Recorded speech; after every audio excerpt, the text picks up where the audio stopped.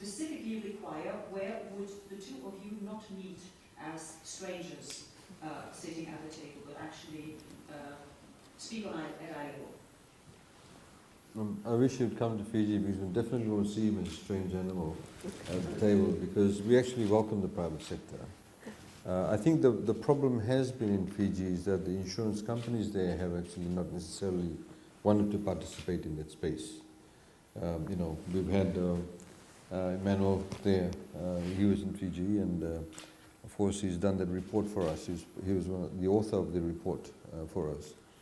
So I think in Fiji has been the uptake by the insurance companies, the willingness perhaps, and we've been encouraging them. There's a couple of companies that are more keen than others. But again, as I said, the most important thing for them is the reinsurers, whether they're willing to sort of share the risk with them. But like I mentioned in the address, that we're looking at innovating new products, whether it's parametric, whether it's a capping on various products that's available. One point I'd like to pick up though is what the Commissioner Mansavesi had mentioned.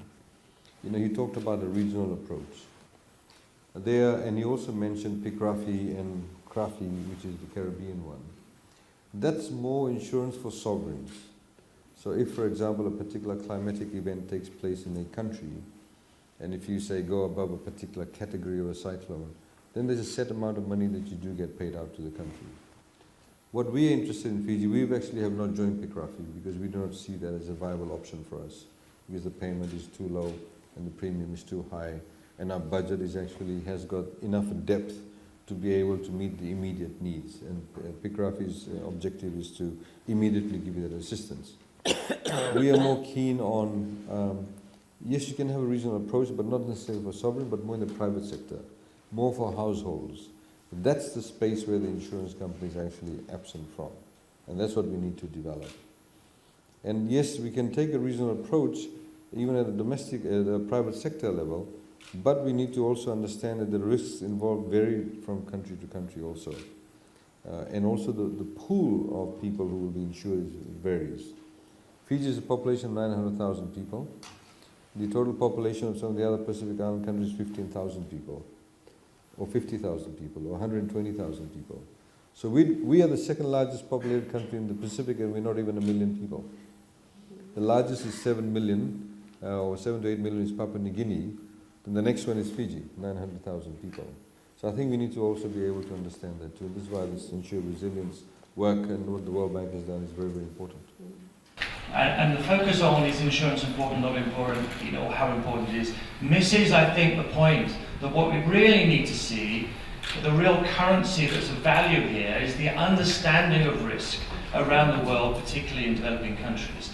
So my question is, do we need to enable people, individuals, companies, municipalities to understand risk, to make decisions about adaptation, mitigation, and maybe risk transfer?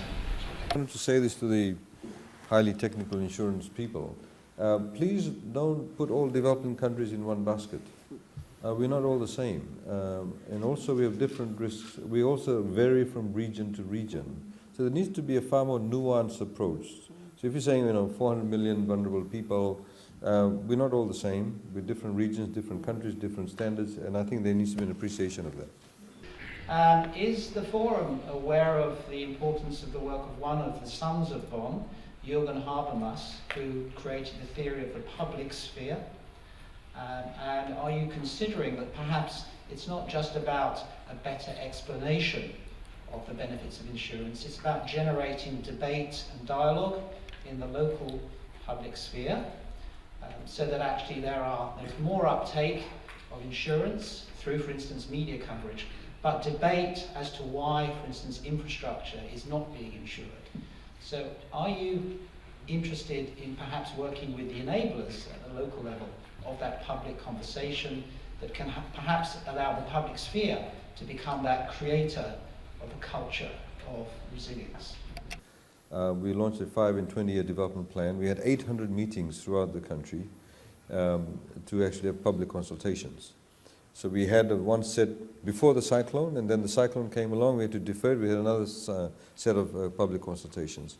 But one of the things we do now is we've been doing for the past 2 years, 69.4% of the entire Fijian population is below the age of 40.